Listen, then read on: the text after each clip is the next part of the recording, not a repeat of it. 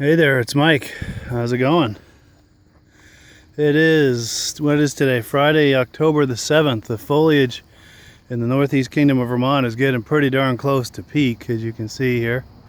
You're gonna have to pick your direction with it, but it's coming. It's a beautiful thing. We know how to do foliage in these parts, I'll tell you that. But I didn't have anything specific to talk about. I just wanted to kind of capture the moment and document the impending foliage, or the impending peak of the foliage, and just comment on what a gorgeous day it is, unseasonably warm. Gotta love it. Prancing around here in a t-shirt. I could be prancing around in shorts and flip-flops even if I wanted, but all that stuff's put away until spring. God, look at that foliage over there. Those people in the cemetery don't know how good they have it. But maybe they do. Maybe they know something we don't. It's hopefully it's paradise on the other side, whatever's waiting for us.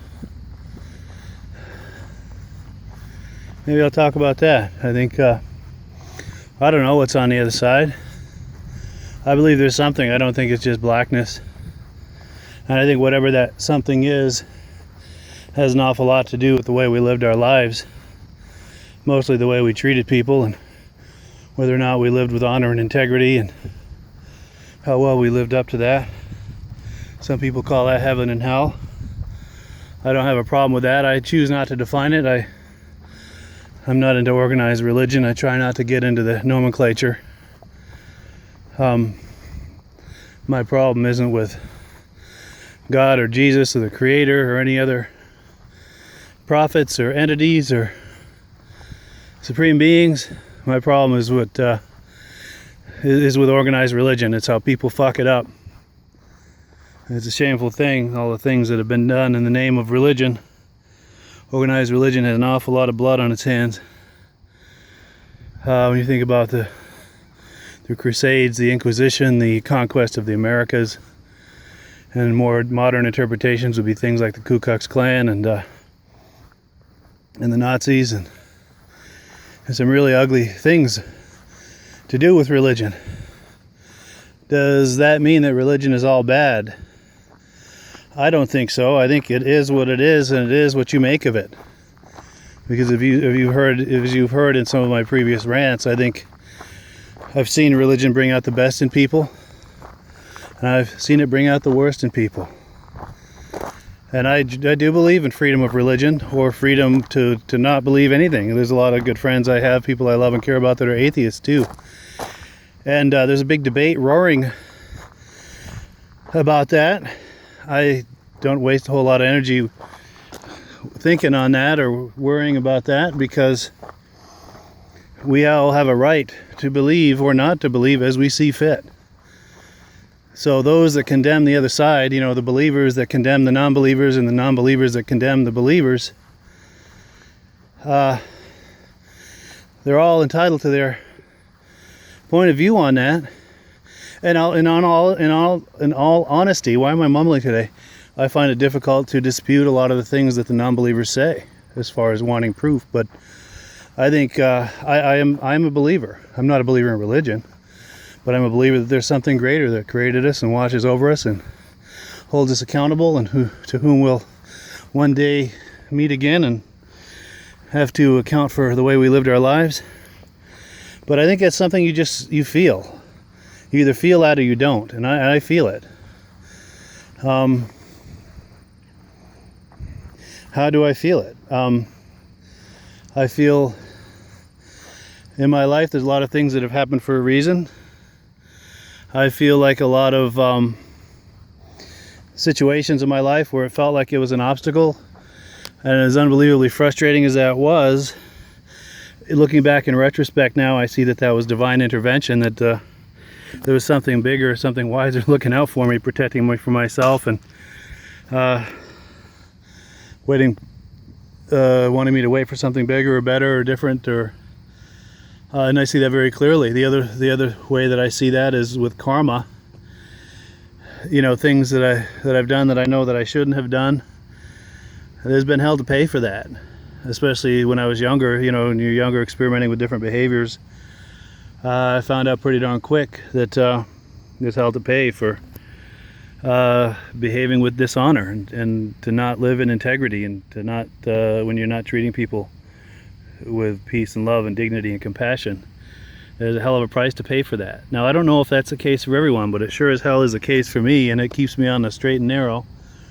And I wouldn't want it any other way. That's what gives life meaning for me, is integrity. If on some level, sure, maybe it would be fun or neat if you could do things and rip people off and just cheat and lie and do that with impunity and get away with that left and right. But it wouldn't give life much meaning. What would the meaning of life? I don't know how. I'm not saying that right, but what is the point of all that?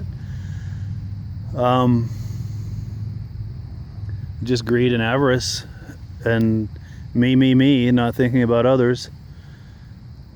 And I think it's important to think about what your own needs and putting your own needs first. But certainly there's a limit of not at the expense of others. There's a hard line there for me. That if I am thinking about doing something and it's at the expense of others, I think I probably need to rethink that.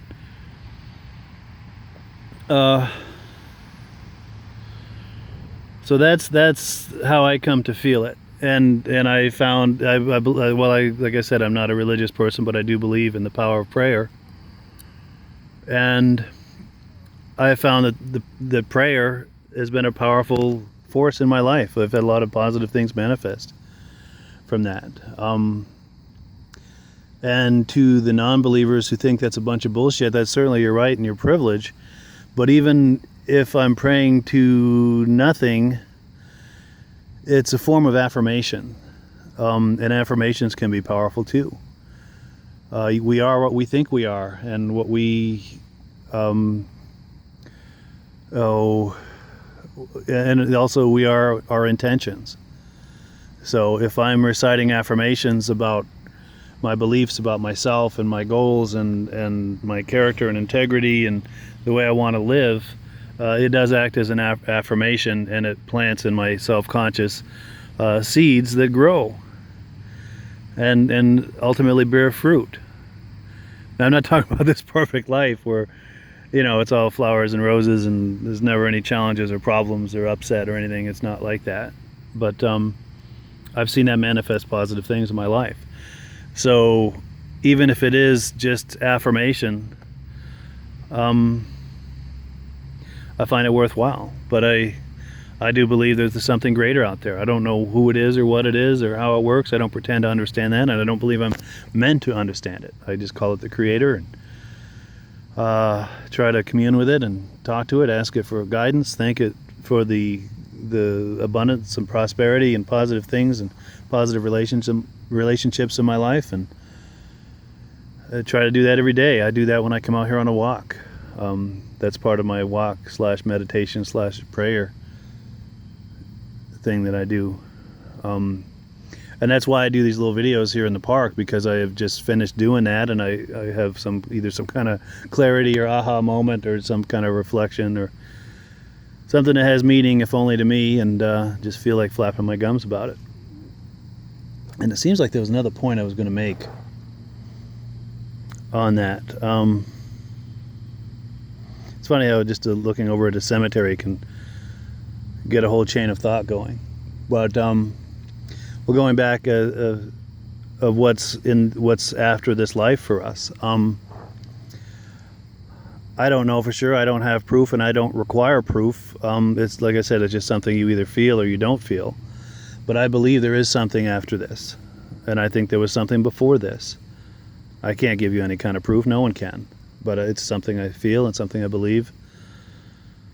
That lessons in previous lives are being played out in this life, and lessons perhaps not learned in previous lives are being played out in this life. Maybe this life, it's for me to learn in this life.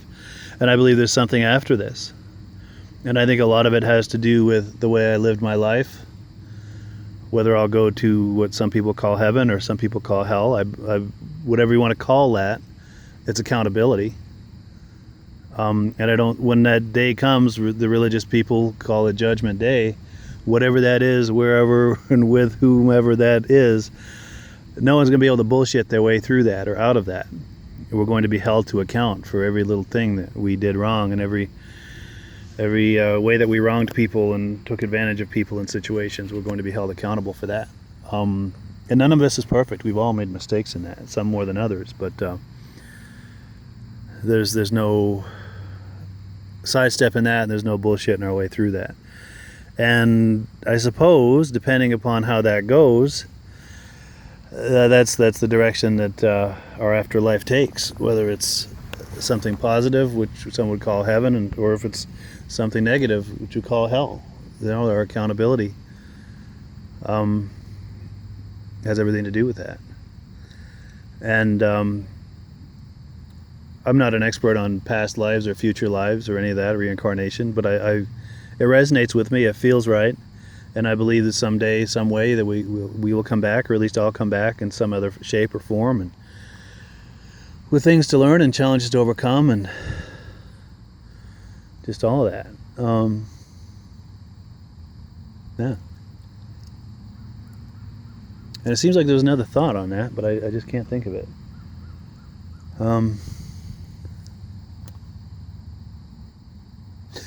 Yeah, so, one of the things I was thinking about, I do believe in freedom of religion, whether you're free to believe or not believe, and the debates between atheists and believers, I can't really dispute what the atheists say, but it doesn't change my belief. And I guess one of the issues that I have with that whole debate is it's kind of one-dimensional, that either you don't believe there's anything, or that you believe that the Bible or Scripture or any of that is history. Now, I think probably some of that is history. I think a lot of that is storytelling to make a point.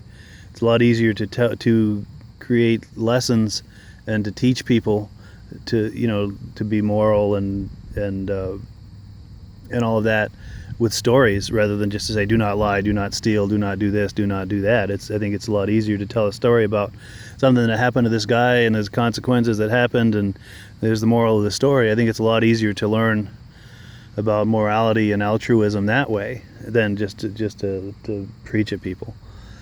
So how much of it is true, how much is history, I don't know, and frankly I don't care. All that matters to me is, does the message resonate? Let's say that story about some guy who sinned about whatever.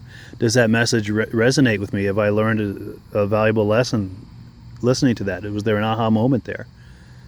If there was, if I got something positive out of that, I don't fucking care whether that really happened or any of that. So that's my issue, I guess, with those debates between atheists and believers. Is my issue is, well, do you believe or do you not believe? Is Bible or any other book, is that fact? Is that history? Did that stuff really happen? Some of it probably did, some of it probably didn't, and some of it's probably loosely interpreted. And I don't really care. There's positive message in all of that, and if you're getting something positive out of that, or if someone's getting something positive out of that, that's all that matters to me. I'm not an expert on any of that, but I've read a little bit of Scripture. I grew up Christian, and I was exposed to a lot of that, and I've been exposed to the teachings of other religions, and there's some powerful, profound messages in there too. But again, organized religion isn't for me. I'm very much an equal opportunity cherry picker when it comes to the message. I don't align with any particular religion because I don't want to get caught up in the political bullshit, the manipulation and the emotional blackmail. That's what I get out of organized religion, and about not doing it in a solitary fashion. If people get something out of that, doing it in a group, more power to them. And like I said, if I've seen religion bring out the best in people, and I've seen it bring out the worst in people.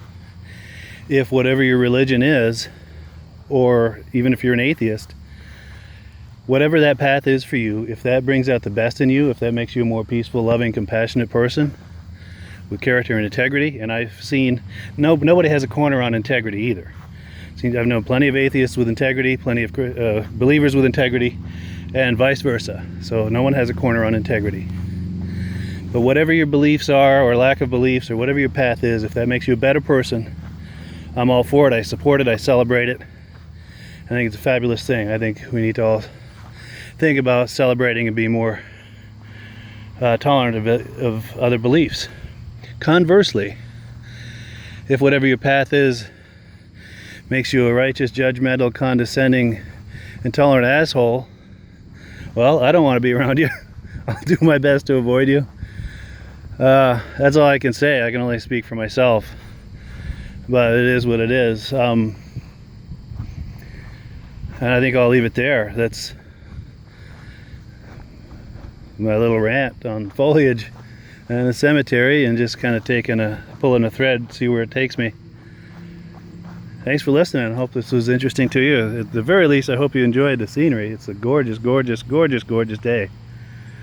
If